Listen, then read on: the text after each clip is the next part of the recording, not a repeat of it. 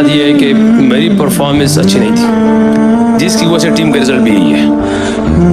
Understand, समझना, मेरी performance होती, टीम का रिजल्ट कुछ और होता, क्योंकि मैं फ्रंट से कप्तान में हमेशा ओपनर भी हूँ और अल्हम्दुलिल्लाह आगे से ही परफॉर्म किया। जैसे मुल्तान में था 4 साल, तो हमारी टीम वहाँ जा रही थी, मेरी परफॉर्मेंस नहीं थी। मैं इंसान हूँ, जो मेरी परफॉर्मेंस यहाँ पे इस टाइम मेरी पाकिस्तान टीम में जगह नहीं बनती। अगर आपको लगता है कि मैं इस एज में, आप कहते हो कि रिजवान रिटायरमेंट ले रहा हूँ, तो मैं ले लूँ। मेरे लिए क्रिकेट जुनून है, मेरे लिए क्रिकेट असल है। अब वो T20 है, वो टेस्ट है, ODI है, मुझे क्रिकेट से मोहब्बत है, वो इसलिए खेलता हूँ कि मुझे उसके अलावा और कुछ आता नहीं है अपनी लाइफ में। रिजवान छक्का नहीं मार सकता, रिजवान ऑफ नहीं खेल सकता, रिजवान तो मैच फिनिश ही नहीं कर सकता। रिजवान ने फिर किया अपने आप को प्रूफ। सबसे पहले ओपनिंग का चांस मिला न्यूजीलैंड के खिलाफ, उसमें 59 पे 89 किया, अपने आप को साबित किया, अपने आप को प्रूफ किया, अपनी क्लास दिखाई। उसके बाद टेस्ट मैच में उन्होंने 4 इनिंग्स में 202 स्कोर किए। मिडिल ऑर्डर बैट्समैन के लिए ये अचीवमेंट करना बड़ी ही मुश्किल बात है, बड़ी ही अचीवमेंट की बात है। उसके बाद बारी आती है, उसके बाद इनको HBL PSL में मुल्तान सुल्तान से चांस दिया। 1 साल बेंच किया इनको कराची किंग्स ने, लेकिन मुल्तान सुल्तान ने इनके टैलेंट को भांपा, उनको ऑब्जर्व किया और कैप्टनसी का मौका दिया मुल्तान सुल्तान ने।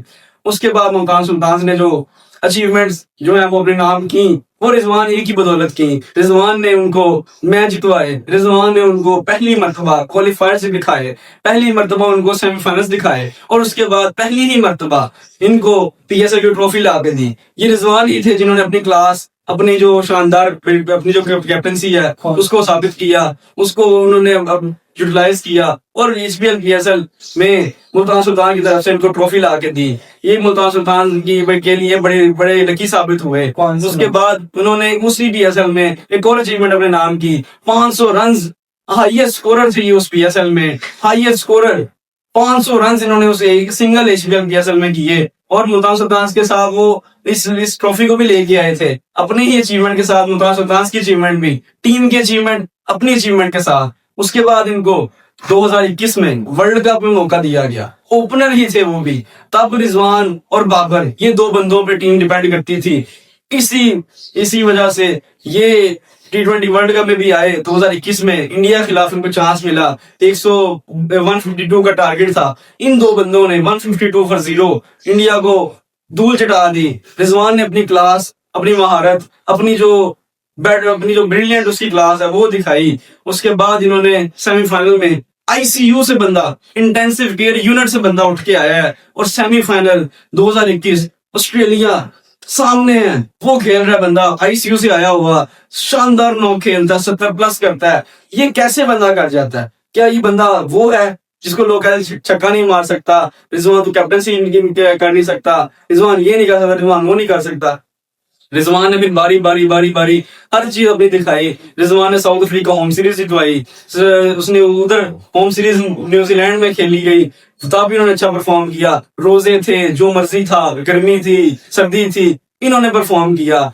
और अब रिजवान का क्रिटिसिज्म हो रहा है। उसके बाद अभी इनकी अचीवमेंट्स यहाँ रुकी ही नहीं है, अभी मजीद बात करते हैं। उसके बाद साउथ अफ्रीका के बाद सेमीफाइनल आता है, वर्ल्ड कप आता है, हर चीज आती है, ये परफॉर्म करते जा रहे हैं। वेस्ट इंडीज का होम टूर देख लें, कैप्टनसी देख लें इनकी, इनको कैप्टनसी से हटा दिया गया, इनको हर चीज इनके साथ ज्यादतियां की गई। उसके बाद बात करते हैं इनकी जो है वो PSL करियर की। अब पिंडी से खेल रहे हैं, लेकिन पिंडी से बैड लक मिल रहा है, कोई बात नहीं। रिजवान फिर T20 man of the year बने। रिजवान ने इतनी ट्रॉफीज, इतनी मैचेस में अपना कंट्रीब्यूशन किया कि जितनी इनकी बात की जाए कम है। आपको वो एशिया कप याद होगा, श्रीलंका के खिलाफ इन्होंने मैच फिनिश किया। ये बातें उन बंदों को दिखाएं जो कहते हैं रिजवान अब कुछ कर नहीं सकता। वो मैच कौन जितवा सकता था? रिजवान ने अपने बलबूते पे, अपने क्रैम्प्स की बदौलत, अपने क्रैम्प्स के बावजूद मैच जितवाया। रिजवान ही था वो बंदा जो बिहाइंड द विकेट्स भी इतना लाइवली होता था कि पूरी टीम एनर्जेटिक होती थी। और लोगों ने क्या याद रखा? उनका 2024 का फेलियर, उनके 2024 के गंदे नॉक्स, उनके BBL के गंदे नॉक्स। इस 1 साल की बदौलत, इसे 1 साल के ये जो करियर पे इन्होंने सवाल उठा दिए। इस 1 साल पे बेस इनको बातें पे सुना दी। रिजवान तू रिटायर कब होगा? रिजवान अब तू किधर जाएगा? रिजवान ये, रिजवान वो। रिजवान अब क्या करे? रिजवान ने अपनी जवानी दे दी पीसीबी को, दे दी पीएसएल को, दे दी इंटरनेशनल क्रिकेट को। अब रिजवान बूढ़ा हो गया है, अब वो क्या करे अगला? अब बाबर भी तो है ना। अब इसी तरह रिजवान अब तीन तीन बेटियों का बाप है। रिजवान अब क्या करे? रिजवान अच्छी खासी क्रिकेट खेलता है, अब भी खेलता है, उसे मौका दिया जाए। 2024 की बेस जो है वो ठीक है, मानना हम भी, लेकिन हमें सपोर्ट करना चाहिए इस तरह के प्लेयर्स को।